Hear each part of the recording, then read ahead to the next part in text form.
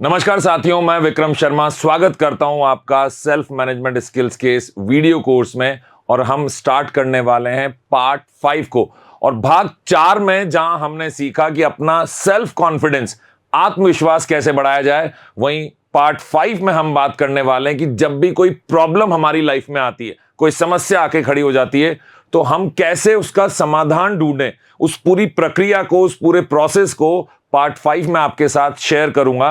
तो चलिए शुरुआत करते हैं। सेल्फ मैनेजमेंट, इसका मतलब आप आत्म प्रबंधन सीख रहे हैं, और आज सीखने वाले हैं प्रॉब्लम सॉल्विंग, सॉल्यूशन मेकिंग के बारे में। तो हम बात करेंगे आइडेंटिफाई द प्रॉब्लम, समस्या की पहचान करें। जब कभी भी आप प्रॉब्लम सॉल्विंग के लिए बात कर रहे हैं, समस्या का समाधान ढूंढ रहे हैं, तो पहले समस्या तो पता होनी चाहिए। तो जो भी सही समस्या है, आप परेशान हैं, यह कोई समस्या नहीं है। आप किस कारण से परेशान हैं, वो कारण ढूंढना ही आपके लिए जरूरी है, क्योंकि जब आपको समस्या पता चलेगी तभी आप उसका हल कर पाएंगे।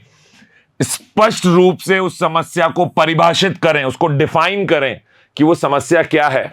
आप मान लीजिए आपके काम दिन भर में जितने भी आप प्लान करते हैं, जो भी आपकी पूरी योजनाएं होती हैं, वो पूरी नहीं हो पाती। उसमें से आधे काम पूरे होते हैं, आधे छूट जाते हैं। क्या समस्या है? काम पूरा ना होना समस्या नहीं है। समस्या यह है कि आप अपने टाइम को मैनेज नहीं कर पा रहे, अपने समय का सही तरीके से प्रबंधन नहीं कर पा रहे। अब हो सकता है जब आप इसकी गहराई में जाएं तो आपको पता चले कि आप लेट उठते हैं, आपके दिन की शुरुआत लेट होती है। इसलिए आपका सुबह का जो एक एनर्जेटिक समय होता है, जब बहुत सारी ऊर्जा हमारे शरीर में होती है, उस समय पे आप काम नहीं कर रहे हैं, वो समय खराब कर रहे हैं, और दिन लेट चालू हो रहा है, और इस वजह से शाम होते होते आपके काम भी आधे ही पूरे हो पाते। जो भी आपकी योजना थी, जो भी आपकी प्लानिंग थी, उसके अनुसार काम पूरे नहीं हुए। तो पता चला कि साहब हम सुबह समय से नहीं उठ रहे हैं। अब क्यों नहीं उठ रहे हैं, ये सोचना है।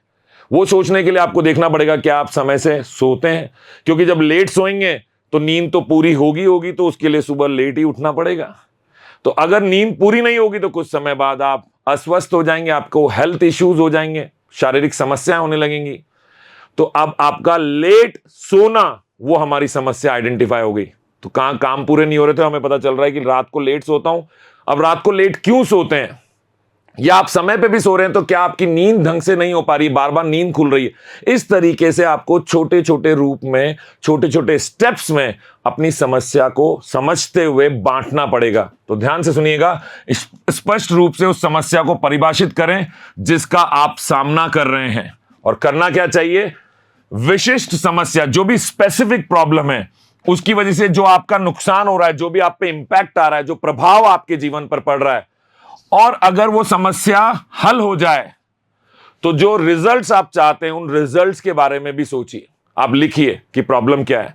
अगर ये प्रॉब्लम किसी तरह से सॉल्व हो जाए तो रिजल्ट्स क्या आएंगे, क्या परिणाम मुझे मिल जाएंगे। अगर मैं सुबह समय से उठने लग जाऊं तो सुबह के समय में ही, जो अर्ली मॉर्निंग होता है, उसी समय में मैं बहुत सारी चीजों की प्लानिंग करके उन पे काम करना चालू कर सकता हूं, और शाम होते होते मेरे रोज की जो प्लानिंग है, जितनी भी मेरी योजना है, उनके पूरे काम हो जाएंगे, वो सारे काम होने लग जाएंगे। कितना सुखद परिणाम है। तो उस सुखद वांछित परिणाम के बारे में सोचिए, जो आप डिजायरेबल, आपका रिजल्ट है, जो आप चाहते हैं कि हो। आप अपनी प्रॉब्लम के बारे में सोचिए, उस प्रॉब्लम की वजह से उस परिणाम पर जो प्रभाव पड़ रहे हैं उनके बारे में सोचिए, इन्हें लिस्ट करिए, इनको आइडेंटिफाई करिए, पहचानिए, और फाइनली आप उस प्रॉब्लम का सॉल्यूशन भी कर पाएंगे। यही तो हम बात कर रहे हैं प्रभावी समस्या समाधान की कौशल के बारे में, प्रॉब्लम सॉल्विंग स्किल्स के बारे में। ब्रेक डाउन द प्रॉब्लम, जैसा मैंने आपको बताया, जो भी आपकी समस्या आपको दिख रही है, बड़ी तो समस्या नजर आ रही है, बड़ी मतलब आपको अभी एक व्यापक तौर पे समस्या दिख रही है, काम पूरे नहीं हो रहे। अब उसको छोटे छोटे हिस्सों में काटिए, बांटिए, छांटिए कि काम पूरे क्यों नहीं हो रहे, वो कारण ढूंढिए। समस्या को छोटे, अधिक प्रबंधनीय, जिसको आप आसानी से मैनेज कर सकते हैं, ऐसे भागों में विभाजित करें, उसको बांटिए, ताकि हमको पता चले कि मुझे पहली स्टेप क्या करनी पड़ेगी, पहला काम क्या करना है, जिससे मैं अपनी समस्या का थोड़ा सा हल तो कर लूंगा। फिर ये हो गया तो अगला काम क्या करना है कि थोड़ा और हल मुझे मिलने लग जाए मेरी समस्या का। जब प्रॉब्लम सॉल्विंग स्किल्स के बारे में बात चल रही है, प्रभावी समस्या समाधान कौशल को हम डिस्कस कर रहे हैं, तो आप किसी भी बड़े प्रोजेक्ट से मान लीजिए बहुत अभिभूत है, आप बहुत एक्साइटेड हैं, आपको एक बड़ा प्रोजेक्ट मिल गया है, बहुत एक्साइटेड तो हैं, आपको लग रहा है मजा आ गया, क्या कमाल की चीज मिल गई, यही तो मैं पाना चाहता था। पर उसी क्षण से आपको अब थोड़ा थोड़ा डर भी आने लगा कि क्या मैं इस प्रोजेक्ट को पूरा कर पाऊंगा। जो भी चैलेंजेस उस पूरे प्रोजेक्ट को कंप्लीट करने में, जो भी आपके सामने चुनौतियां आने वाली हैं, उनको पहचानिए। फिर उस सारी चुनौतियों को एक एक करके आपस में बांट लीजिए और फिर उसके समाधान पे काम करिए। इसे छोटे कार्यों में विभाजित करिए। हर स्टेप, हर कार्य जो छोटा आपका है, वो धीरे धीरे आपको आपके समाधान की तरफ ले जाएगा, उस बड़े प्रोजेक्ट को करने में आपकी मदद करेगा। इंफॉर्मेशन गैदर करिए, मतलब सूचना इकट्ठा करिए। जो भी आपकी समस्या है, आपने उसको पहचान लिया, अब उसके बारे में, उस समस्या क्यों होती है, क्या कारण हो सकते हैं, खुद का मंथन करिए, आसपास के लोगों से पूछिए, कहीं से रिसोर्सेज लेके आइए, मतलब जानकारी लेकर आइए जो उस समस्या के बारे में जहां भी उपलब्ध है, इंटरनेट पे, किताब में है, लेख में है, आपके किसी बड़े और समझदार अनुभवी व्यक्ति के पास है, उससे जाके जानकारी लीजिए। लेकिन समस्या के बारे में प्रासंगिक जानकारी आपके पास होनी चाहिए, रिलेवेंट, जो उससे जुड़ी हुई हो, और उसका डेटा आप एकत्र करें। जब आप ऐसा कर लेंगे तो आप उसके बारे में ज्यादा गहराई से जान पाएंगे। वही जब हम डॉक्टर के पास जाते हैं तो डॉक्टर भी आपको टेस्ट कराने के लिए बोलता है, ब्लड टेस्ट कराओ, यूरिन टेस्ट कराओ। कोई भी समस्या जो आपकी है उसको गहराई से समझने के लिए वो और जानकारी जुटाते हैं उन टेस्ट के माध्यम से। उदाहरण के तौर पे हम समान मुद्दों पर शोध करें, जो भी हमारे टॉपिक्स हैं उसके बारे में हम रिलेवेंट सर्च करें, उसी के बारे में जुड़ी हुई चीजों के बारे में और जानकारी जुटाएं, विशेषज्ञों से परामर्श करें। जैसा मैंने बताया, एक्सपर्ट लोगों से जाके हमको बात करनी चाहिए, और आपके जितने भी पिछले अनुभव हैं या जिनसे आप बातचीत कर रहे हैं, जो उस बारे में जानकारी रखते हैं, उनके अनुभवों के आधार पर विश्लेषण करें। जब समस्या का विश्लेषण होने लगेगा तभी उसका समाधान भी दिखने लगेगा। जब समस्या को ही ढंग से नहीं पहचान पाएंगे तो समाधान भी कभी नहीं मिलेगा। और देखिए, कहा जाता है ऐसी कोई समस्या ही नहीं जिसका कोई समाधान नहीं। ठीक वैसे ही जब आपके पास अगर कोई चाबी है तो उसका कोई ताला भी होगा, लेकिन पहले ताला मिलना जरूरी है, तभी वो चाबी काम की है। तो सॉल्यूशन हम कब ढूंढेंगे? जब हमें उस ताले का पता होगा, वो ताला कहां पर लगा हुआ है। तो प्रॉब्लम को आइडेंटिफाई करना है हमको। जनरेट मल्टीपल सॉल्यूशंस, कई समाधान उत्पन्न कर रहे हैं। अभी तक तो एक नहीं मिल रहा था, लेकिन जब आप समस्या को पहचान जाएंगे तो फिर आप माइंड मैपिंग जैसी चीजों का इस्तेमाल करेंगे। सभी संभावित समाधानों का मंथन करें, उन्हें सूचीबद्ध करें। आपने अपनी समस्या लिख ली बीच में। अब इस प्रकार जब आपने अपनी प्रॉब्लम को लिख लिया, पता चल गया प्रॉब्लम क्या है, समस्या क्या है, तो हर संभावित सॉल्यूशन के बारे में सोचिए। हर दिशा में उस प्रॉब्लम का समाधान निकालने के बारे में सोचिए। आपको एक से ज्यादा समाधान नजर आने लगेंगे। तो सभी संभावित समाधानों का मंथन करें, उन्हें लिस्ट करें, सूचीबद्ध करें, और फिर उन्हें प्रारंभ में मूल्यांकित कीजिए। देखिए कि आपको कौन सी चीज करना आपके लिए पॉसिबल है, आप कर सकते हैं। उनको करने के लिए आपको किन चीजों को, किन संसाधनों को जुटाना पड़ेगा, कौन से रिसोर्सेज की आपको जरूरत पड़ेगी। बहुत ज्यादा उस पर विचार मत करिए, पहले आप हर संभावित सॉल्यूशन को ले आइए। फिर उस सॉल्यूशन में आपको उस समाधान में देखना है कि मुझे कौन सा रिसोर्स चाहिए, कौन सी नॉलेज मुझे चाहिए। वो आप रिसोर्स और नॉलेज के बारे में सोचिए। क्या आप उसके बारे में इकट्ठा कर पाएंगे? क्या आप वैसा कौशल ला पाएंगे? क्या आप वैसे लोगों को ढूंढ पाएंगे जो आपकी समस्या का समाधान कर सकते हैं? क्या आप वो जानकारी जुटा पाएंगे जिससे आपकी समस्या का समाधान होगा? इस तरीके से बहुत ज्यादा आप किसी भी सॉल्यूशन को, किसी भी समाधान को प्रारंभिक तौर पर हटाइए मत। जितने भी मुमकिन समाधान है उन सबको सूचीबद्ध करिए। फिर हम सोचेंगे उनमें से कि कौन सा काम किया जा सकता है जिससे कि प्रॉब्लम का सॉल्यूशन हो, समस्या का समाधान हो जाए। सभी विचारों को लिखें जो भी आपके दिमाग में आ रहे हैं समाधान के लिए। भले ही वो पहले स्वाभाविक तौर पे आपको शुरू में कई सारी ऐसी बातें आ जाएंगी जिनके बारे में आपको पता नहीं है, पर अगर ऐसा हो जाए तो प्रॉब्लम सॉल्व हो जाएगी। तो भले ही वो शुरुआत में आपको अव्यवहारिक लगे कि वो कैसे होंगे, मुझे तो पता ही नहीं, मुझे तो कोई जानकारी नहीं। अरे जानकारी जुटाई जा सकती है। तो आप शुरू में अगर आपको वो असंभव लग रहा है, अव्यवहारिक लग रहा है, कैसे करेंगे, ऐसा आपको भ्रम हो रहा है या परेशानी हो रही है, अटक रहे हैं, तो उसके बारे में ज्यादा विचार न करें। आप तो पहले सॉल्यूशन को ढूंढने में लगें, जो भी संभावित आपके विचार आ रहे हैं समस्या के समाधान के लिए। Monitor and review. जब आप समाधान की तरफ बढ़ते हैं, जो भी काम आप करते हैं, जो भी प्रयास आप करते हैं, वो प्रयास, उन कार्यों के लिए आप निगरानी रखें कि जो कार्य जैसा सोचा था क्या वैसा ही हो रहा है, और अगर वैसा ही हो रहा है तो उसकी समीक्षा करें कि वैसा ही होने पे क्या वैसे ही परिणाम मिल रहे हैं जो हमने सोचे थे। संभावित हर विचार पर काम करिए, फिर उस पर काम करने के बाद देखिए, निगरानी करिए क्या आप सही तरीके से उस काम को कर पा रहे हैं। निरंतर तौर पे जो भी आप कार्य कर रहे हैं उसकी निगरानी करें और आवश्यकता के अनुसार उसमें बदलाव करें। कुछ ना कुछ चेंजेस, अगर एडजस्टमेंट उसमें करने हैं, बदलाव लाने हैं, तो वो लाइए। लेकिन ये तभी मुमकिन है जब आप जो भी काम करें, ऐसा नहीं कि बस एक बार सोचा करने लग गए। करते रहिए, देखते रहिए सही तरीके से हो रहा है कि नहीं, जैसे परिणाम चाहते थे वैसे वैसे परिणाम, छोटे छोटे परिणाम आ रहे हैं कि नहीं आ रहे, तभी वो बड़ा परिणाम आएगा। तो निगरानी करिए और समीक्षा करिए। नियमित रूप से प्रगति की समीक्षा करें और यदि आवश्यक हो तो योजना में, आपकी प्लानिंग में संशोधन, चेंजेस करें। जो भी एडजस्टमेंट करने वो करिए।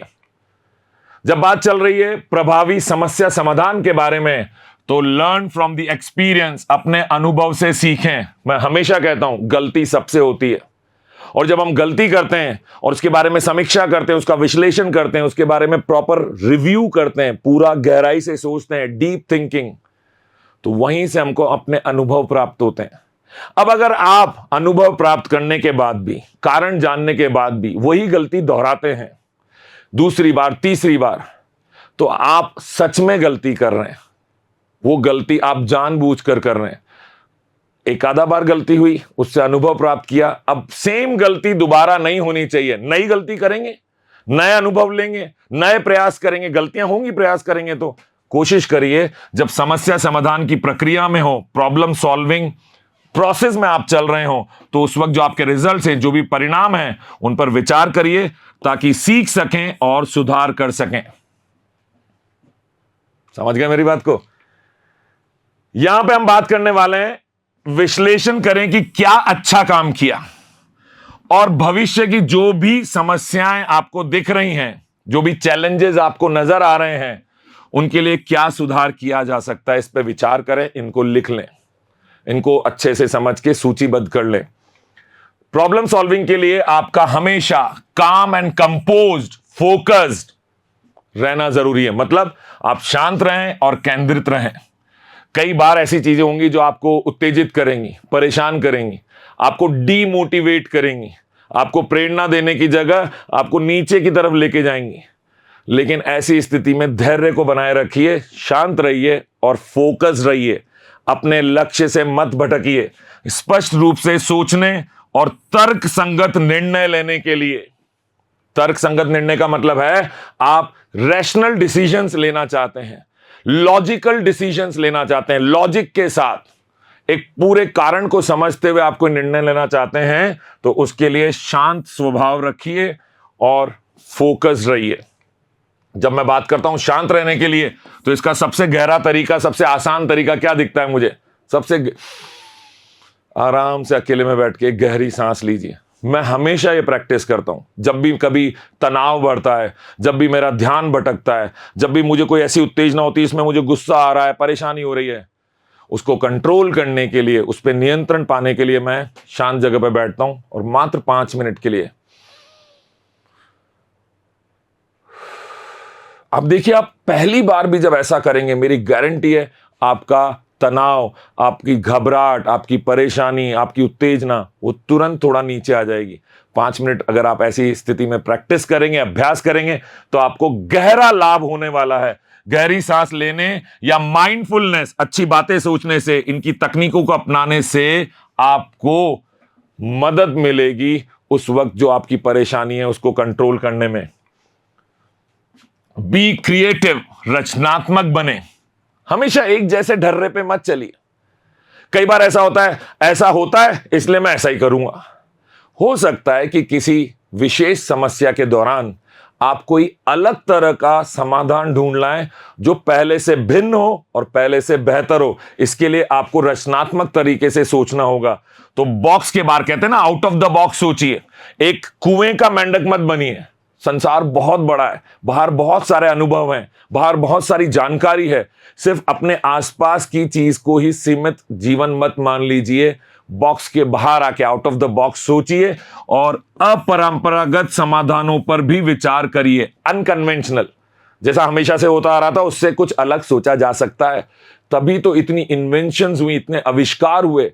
आज हम इतनी बड़ी टेक्नोलॉजी के माध्यम से आपके साथ जुड़ पा रहे हैं। आज से कुछ साल पहले टेक्नोलॉजी नहीं थी, उसके कुछ साल पहले बिल्कुल भी तकनीक नहीं थी, लेकिन किसी ने सोचा, तर्क संगत तरीके से सोचा, असंभव बात के बारे में सोचा, असंभव लक्ष्य के बारे में सोचा और छोटे छोटे हिस्सों में उसको बांटने के बाद उन पे काम करके हम आज यहां हैं और कल हम इससे भी बेहतर जगह होंगे।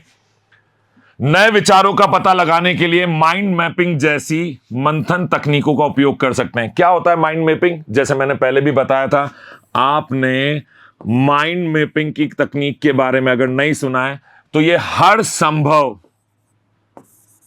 जो आउटकम होता है, जो भी आपको परिणाम मिलने वाले हैं, उनके बारे में सोचने से माइंड मैपिंग की प्रक्रिया, यह तकनीक चालू होती है। कैसे? मुझे इससे क्या फायदा होगा, मुझे इससे क्या खुशी प्राप्त होगी, मैं दूसरे लोगों के लिए क्या बेहतर कर पाऊंगा, मैं अपने लिए, अपने परिवार के लोगों के लिए क्या बेहतर कर पाऊंगा, मैं समाज के लिए क्या बेहतर कर पाऊंगा, मैं लोगों से बेहतर तरीके से जुड़ पाऊंगा कि नहीं जुड़ पाऊंगा। इन सारे परिणामों के लिए आप सोच सकते हैं एक माइंड मैपिंग की प्रक्रिया से। जब आप ऐसा करेंगे तो आपकी प्रॉब्लम्स आसानी से सॉल्व होने लगेंगी। और इसको कहते हैं ब्रेन स्टॉर्मिंग, अंग्रेजी में कहते हैं ब्रेन स्टॉर्मिंग। आप खुद मंथन कर रहे हैं, आत्ममंथन चल रहा है, नए नए विचारों के बारे में, क्या सही हो सकता है, क्या गलत हो सकता है, इसके बारे में विचार कर रहे हैं। दिन भर विचार मत करते रहिए, एक समय तय करिए कि मुझे आधा घंटा, 1 घंटा इस समय पे अपनी समस्या के बारे में सोचना है, अपने चैलेंजेस के बारे में सोचना है, जो भी आपके सामने परेशानियां, कठिनाइयां आ रही हैं, उनके बारे में सोचना है। सीक इनपुट फ्रॉम अदर्स, दूसरों से इनपुट प्राप्त करें। एक सेशन के दौरान मैं जब गया, बहुत सारे लोग थे और मुझे सेशन लेना था, तो मैं अपने साथ कुछ रंग बिरंगे कलरफुल कार्ड्स लेकर गया। 5-6 तरह के कार्ड्स थे, बहुत सारे लेके गया। मान लीजिए 50 एक रंग के थे, 50 एक रंग के, 50 एक रंग के, ऐसे करके 200-300 कार्ड्स थे। तकरीबन 150-200 लोग बैठे हुए थे। अब आप मान के चलिए, पहले तो वो जब आए तो हमने हमारे वॉलंटियर की मदद से वो कार्ड सबको दे दिए, एक एक कार्ड सबको दे दिया, जिसके बाद जो रंग आया बस पकड़ाते चले गए। फिर मैंने सवाल पूछा कि वो सभी लोग, पहले तो सब लोग अपना कार्ड दिखाइए, सबने अपना अपना रंग दिखाया कि ये कार्ड मेरे पास है। फिर हमने उनको कहा कि वो सभी लोग अपना हाथ ऊपर करें जिनको अपनी पसंद का कार्ड मिला है। मतलब हमारा वॉलंटियर आया, आपको एक कार्ड दिया, अब आपके पास पीला कार्ड आया और आपको पीला पसंद है, हाथ ऊपर करिए। आपके पास पीला आया पर आपको नीला पसंद है तो हाथ नीचे कर लीजिए। तो तकरीबन उन 150-200 लोगों में से लगभग 20 से 25% लोगों ने हाथ ऊपर किया कि हमें हमारी पसंद का कार्ड मिला है। बाकी सबने हाथ नीचे कर लिया कि हमें हमारी पसंद का रंग, हमारी पसंद का कार्ड हमें नहीं मिला। ध्यान से सुनिएगा। फिर मैंने उनको कहा कि अगले 120 सेकंड साम दाम दंड भेद कुछ भी लगाइए, मतलब कुछ भी करिए, प्रयास करिए, लोगों से बात करिए, उन्हें मनाइए। हो सकता है आप किसी के पास जाएं और जाके कहें मेरे पास पीला कार्ड है, मुझे नीला पसंद है, आपके हाथ में नीला दिख रहा है, क्या आप अपना नीला कार्ड देके मुझसे पीला ले लेंगे? हो सकता है उसको पीला पसंद हो, वो भी इंतजार कर रहा हो किसी का। और आप यकीन करिए, जब 120 सेकंड तक सब लोग उस हॉल में, सेमिनार का जो हॉल था उसमें सब इधर से उधर भाग रहे थे, मना रहे थे, बात कर रहे थे, छीना झपटी भी कुछ मित्रों में होने लगी कि मुझे ये वाला कार्ड दो। लेकिन ठीक 120 सेकंड के बाद जब मैंने उनसे दोबारा पूछा कि फिर से हाथ खड़ा करिए, कितने लोगों के पास अपनी पसंद का कार्ड है, तो हॉल में तकरीबन 90% लोगों का हाथ खड़ा हुआ था कि हमारे पास हमारे पसंद का रंग पहुंच गया, हमें हमारी पसंद का कार्ड मिल गया। मात्र 120 सेकंड की एक्टिविटी ये समझाने के लिए पूरी तरीके से समर्थ थी कि अगर हम हमारी जगह से उठेंगे, लोगों से बात करेंगे, मदद मांगेंगे, रिक्वेस्ट करेंगे, प्रार्थना करेंगे, प्यार से समझाएंगे, बार्गेन करेंगे, अदला बदली का प्रयास करेंगे, तो हमारी समस्याएं उनका समाधान, हमारी जो इच्छित चीजें हैं उनका मिलना मुमकिन है। लोगों से हमें मदद मिलती है। विभिन्न दृष्टिकोणों और विचारों के लिए आप अपने सहयोगियों से, मित्रों से, जो एक्सपीरियंस लोग हैं, जो मेंटोर हो सकते हैं, आपके मार्गदर्शक बन सकते हैं, ऐसे लोगों से परामर्श करिए। जितना ज्यादा आप डिस्कस करेंगे अच्छे लोगों के साथ, समझदार लोगों के साथ, आपकी प्रॉब्लम का सॉल्यूशन उतना बेहतर, आपकी समस्या का समाधान उतना ही जबरदस्त आपको मिलेगा। समस्या और संभावित समाधानों पर चर्चा करने के लिए एक छोटा समूह बनाएं। इसको थिंक टैंक कहते हैं आजकल। मैंने भी अपने कुछ मित्रों के साथ मिलकर एक थिंक टैंक बनाया हुआ है। जब भी हमें हमारे बिजनेस में या कोई जीवन में ऐसी कोई समस्या आती है जिसका बेहतर समाधान हम ढूंढते हैं, तो हम हर महीने 2 बार मिलते हैं, 15 दिन में, फिर 15 दिन में, और सब अपनी अपनी समस्याएं, जरूरी नहीं है हर बार आपके पास कोई समस्या हो, लेकिन फिर भी अगर है या कोई जानकारी आप चाहते हैं, कुछ बेहतर रिजल्ट आप लाना चाहते हैं, परिणाम चाहते हैं अच्छा, तो उसके लिए कोई भी समाधान अगर हमें चाहिए होता है तो हम आपस में चर्चा करते हैं। उस चर्चा का फायदा क्या है? अलग अलग तरीके के नए, इनोवेटिव, नवाचारी विचार निकल कर आते हैं, और इससे आपको अपनी समस्या के एक से ज्यादा समाधान भी मिल सकते हैं। तो छोटे छोटे ग्रुप्स आप बना सकते हैं। क्या कहते हैं इसको? Think tank. स्टे ऑर्गेनाइज, संगठित रहिए। संगठित का मतलब ये नहीं कि सब एक साथ रहें, बहुत सारे लोग नहीं, खुद में खुद से संगठित रहिए, ऑर्गेनाइज तरीके से चलिए। आपको क्या करना है? जो भी पॉसिबल चीजें हैं, रिलेटेबल है, प्रासंगिक जानकारी है, जितने भी रिसोर्सेज हैं, संसाधन हैं, उनको संगठित करिए और उनको अपने लिए अवेलेबल करवाइए। आपको वो अवेलेबल हो, आपको मिल जाए, वो आप प्राप्त कर सकें, ऐसी कोशिश करिए। उन सब चीजों को एक दूसरे से कड़ी जोड़ने की आदत सीखिए। इसी को कहते हैं संगठित होना। कैसे किया जा सकता है? एक टू डू सूची बनाइए, टू डू लिस्ट कहते हैं। मैंने पहले भी आपको बताया था, रात को सोने से पहले तकरीबन हर वो व्यक्ति जो जीवन में सही तरीके से अपने काम को पूरा कर पा रहा है, वो अपनी एक टू डू लिस्ट बनाता है। मैं आपको गारंटी से कह सकता हूं, मैंने कई सारे लोगों से नेटवर्किंग की, लोगों से मिला, उनके इंटरव्यूज लिए, उनसे बातचीत की, और मुझे पता चला कि जो भी अपने जीवन में सही सुचारू रूप से काम कर पा रहे, जैसा चाहते हैं वैसा लक्ष्य समय पे पा लेते हैं, ये लोग अपनी डायरी में एक टू डू लिस्ट बनाते हैं। रोज रात को सोने से पहले उसको एक बार जरूर देखते हैं कि अगले दिन वो क्या करने वाले हैं। उनकी ये टू डू लिस्ट अगले दिन की भी बनी है, अगले एक हफ्ते की भी बनी है, अगले 1 महीने का भी प्लानिंग पूरी तैयार है, और ये रोज ये चेक करते हैं कि क्या जैसा सोचा था चीजें वैसी हो रही हैं। 100% नहीं, 90% हो रही हैं, 80% हो रही हैं। इसको और बेहतर कैसे बनाया जा सकता है उसके बारे में विचार करते हैं, लेकिन क्या करना है ये एक लिस्ट में होना बहुत जरूरी है। जो भी प्रोजेक्ट मैनेजमेंट है, प्रोजेक्ट प्रबंधन जिसको हम कह सकते हैं, ऐसी कई सारी एप्स आती हैं, कई सारे ऐसे फोल्डर्स आप अपने कंप्यूटर में बना सकते हैं, कई सारे छोटी छोटी एप्लीकेशंस की आप मदद ले सकते हैं। आपके फोन में ही बहुत सारी एप्लीकेशंस होती हैं, आपके कैलेंडर में ऐसी एप्लीकेशंस हैं, ऐसी एप्स हैं जिनकी मदद से आप अपने समय को प्रबंधित कर सकते हैं, अपनी लिस्ट को मैनेज कर सकते हैं, टाइमर लगा सकते हैं, मीटिंग के लिए टाइमर लगा सकते हैं, आप किसी काम को समय से पूरा करने के लिए टाइमर लगा सकते हैं। और ये चीजें होनी चाहिए। छोटी छोटी बातें लगा तो सभी सकते हैं, पर जब ये लग जाएंगी, सच में आपको बार बार याद दिलाएंगी, तो आपको एक पुश मिलेगा, एक धक्का मिलेगा, प्रेरणा मिलेगी काम को समय से निपटाने के लिए। Stay positive. नकारात्मक रह के कोई काम नहीं हो सकता, सकारात्मक बने रहें। हर टॉपिक में, हर चैप्टर में आपको ये बात कहता हूं। चैलेंजेस आएंगे, प्रॉब्लम्स आएंगी, परेशानी आएंगी, अटक जाएंगे, जाहिर सी बात, स्वाभाविक है। साइकिल चलाना सीखा था तो गिर गए थे ना हम पहली बार, लेकिन क्या किया हमने? साइकिल चलाना थोड़ी छोड़ा, उठे, कपड़े झाड़े, फिर से लग गए। तो सकारात्मक रहिए। परेशानियां आएंगी, लेकिन उस समय पे जब आपकी सकारात्मकता आपके साथ होगी तो हर परेशानी से आप आगे निकल पाएंगे। मोटिवेटेड रहने के लिए, प्रेरित रहने के लिए, दृढ़ रहने के लिए, डिटर्मिनेंट रहने के लिए आपको सकारात्मक दृष्टिकोण बनाए रखना ही है।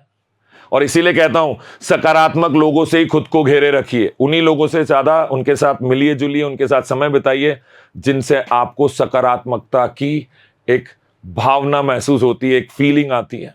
सकारात्मक बने रहने का सीधा सा तरीका है कि आप समस्या पर ध्यान देने की बजाय संभावित समाधानों पर ध्यान केंद्रित करें। आप फोकस करें कि आप सॉल्यूशन के बारे में सोच रहे हैं, समाधान के बारे में। हर वक्त आपके दिमाग में प्रॉब्लम, समस्या नहीं चलनी चाहिए। प्रॉब्लम तो अपन ने शुरू में आइडेंटिफाई कर ली, पहचान ली, फिर उसको छोटे छोटे हिस्सों में बांट लिया कि कैसे अब मैं इस प्रॉब्लम को खत्म कर सकता हूं, पहले ये खत्म करना पड़ेगा, इसको सुधारना पड़ेगा, फिर अगली स्टेप क्या है, फिर अगली स्टेप क्या है। इस प्रकार से एक एक स्टेप, एक एक सीढ़ी चढ़ते चले जाना है। तो जब कभी भी आप समस्याओं को पहचान चुके हैं तो आप बार बार समस्या पे ध्यान मत दीजिए। किस पे ध्यान देना है? समाधान पर।